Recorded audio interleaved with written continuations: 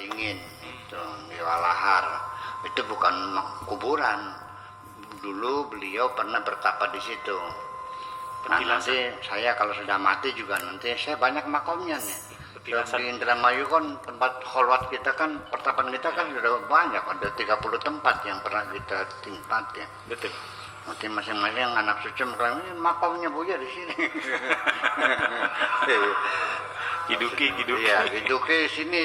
Nah, itu. Iya gitu.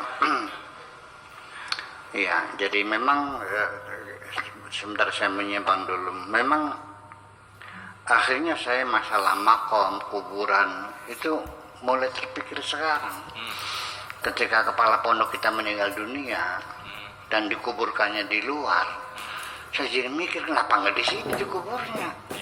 Kan kita kontrak dunia akhirat. Iya, kita bersahabat bersaudara dari dunia sampai akhirat. Artinya yang bergabung dalam majelis taklim kita, dalam organisasi kita, baik di Miman, di masjid zikir dan sebagainya, itu kan kontraknya dunia akhirat. Ya. Bahwa setiap ada pertemuan kita selalu tahlilan dulu dan kirim doa kepada teman-teman yang sudah mendahului kita, yang sakit kita akan supaya sembuh, yang sudah meninggal kita doakan semoga diampuni. Artinya andaikan kamu mati nanti besok anak cucumu ada yang ingat, masih banyak teman yang akan mendoakan kamu, gitu aja kok. Ya kan, ya akhirnya baru dibangun ya. Cuma kuburan terus sudah sepatah-patah lagi dibangun, ya di tembok. Ya segitu tuh nggak akan penuh 200 tahun. Iya, memangnya orang mati tiap hari di sini. Iya. Itu jadi makam itu kembali artinya bisa artinya makam, bisa artinya level, bisa juga artinya tempat pertapaan atau zawiyah kata bahasa Arabnya, atau pedepokan, bisa saja makamnya. Ya, jadi siapapun orang-orang yang sudah levelnya mencapai tingkat ma'rifat, ya, fa kharaja minhu, kemudian dia keluar, nyeleweng artinya. Wong sudah ma'rifat kok akhirnya ngelacur sih, gimana lagi? Korupsi lagi, ngejualin tanah wakaf lagi. Iya, ngambilin uang kotak masjid lagi. Ya kan? Kemudian dia keluar dari kema'rifatanku itu. Atau wa'arafal wujdabi, dan sudah merasakan kerinduan kepadaku. Fakharaja minhu, lalu dia keluar lagi, sudah ma'rifat keluar lagi, sudah rindu berhenti lagi.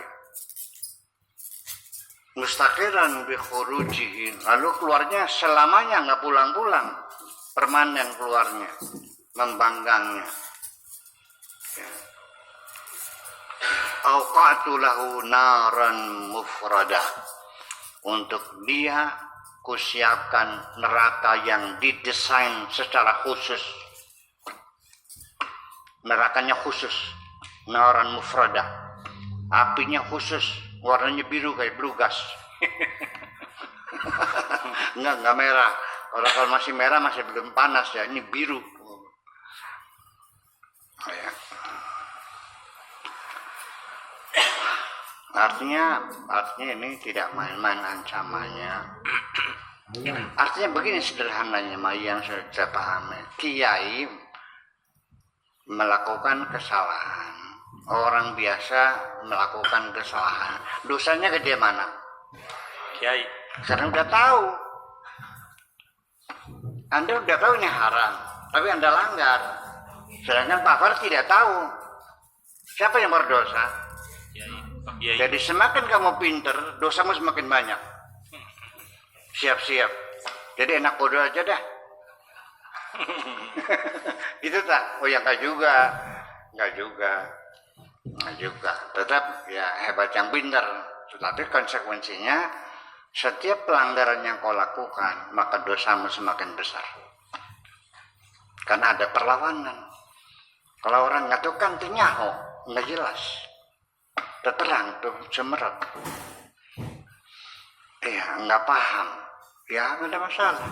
Karena Allah sendiri juga menjanjikan bahwa siapapun yang melakukan kesalahan kalau dasarnya karena tidak tahu, yang disebut dengan khata, itu kesalahan yang tidak disengaja, yang tidak tahu, namanya khata.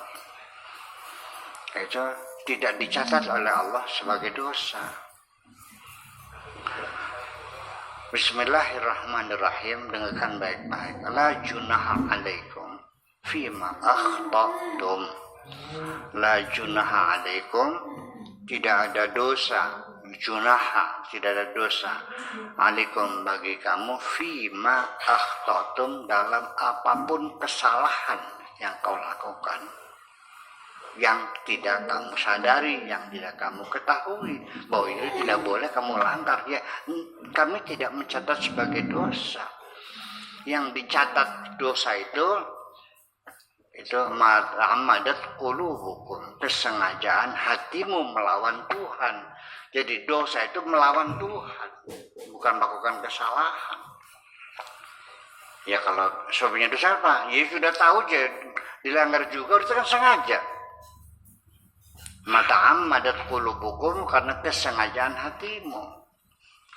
Udah tahu itu babi dimakan juga. Kalau makan babi tidak tahu, saya juga pernah. Waktu di Itali, dari Roma mau ke Amsterdam, saya pengen nyicipin naik kereta api gitu, dari Roma ke Amsterdam. Saya nanya, itu daging apa? Itu daging sapi katanya. Ya bisa kita makan. Nggak taunya itu ham. Ham tuh daging babi yang disisir tipis tuh. Saya akan dibohongin, ya udah. Non? Iya, akhtatum, ya kelirun, kesalahan. Kita nggak tahu. Dulu zaman dulu jamaah haji itu kan biasanya di barak-barak, di asramanya dulu kan, sebelum sekarang banyak hotel. Itu kan satu kamar tuh 50 orang, sepasang suami istri. Ya mungkin di malam hari ngelilir, istrinya sebelah kiri, yang sebelah kanan istrinya orang. Iya, dia beloknya istri kanan, ya kerja dengan istri orang, nggak tahu, begitu buka mata lampu ternyata istrinya orang. Ya udah. Itu terjadi. Tapi cerita itu apa betul apa tidak saya nggak tahu ya. Ya paling tidak kan masa nggak melek ya. Ya minimal kan masa digerayang-gerayang di remes-remes nggak bangun. saking lelapnya tidurnya.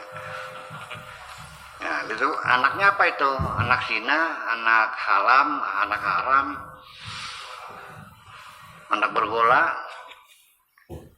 Ya minimal anak subhat. Anak subhat ya. Iya, ya mungkin zina kok enggak, kalau nggak tahu saya. Atau juga kakak adik kembar yang mirip gitu, bisa terjadi juga, salah kamar, ya, cerita gitu. Tapi saya kira itu cerita-cerita dongeng ya, mungkin ya, nggak beneran lah. Masa bisa terjadi gitu ya? Negara wangi. Dihajarin sengaja, pura-pura nggak tahu. Itu. Jadi artinya bahwa konsekuensinya bahwa ketika engkau melakukan kesalahan, ketika engkau tahu itu salah, kau lakukan, itu namanya perlawanan, menantang namanya. Ya dosanya, ya Allah bilang akan ku siapkan neraka khusus buat kamu. Saking mulianya dibuat tempat khusus. Oke. Min ulumi ru'yati an tashhada samtal kulli. Di antara tanda-tanda ciri-ciri kemakrifatanmu, artinya cirinya engkau sudah level makrifat.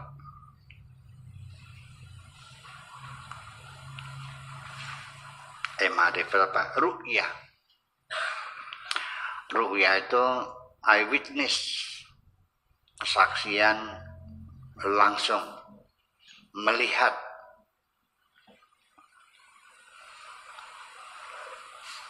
adalah cirinya antasyhada samtal kul, ketika engkau telah menyaksikan bahwa semua benda, semua makhluk yang ada di alam dunia ini semuanya membisu, tidak ada yang bisa berbicara, beku semuanya. Beku apa? Bisu. Beku itu bisu ya, beku bisu. Semuanya membisu, tidak ada yang bisa berbicara. Itu salah satu bahwa engkau sudah mencapai tingkat level ru'yah, bisa melihat kebesaran Allah. Maksudnya ru'yah bukan melihat Allah, tapi juga melihat kebesaran Allah.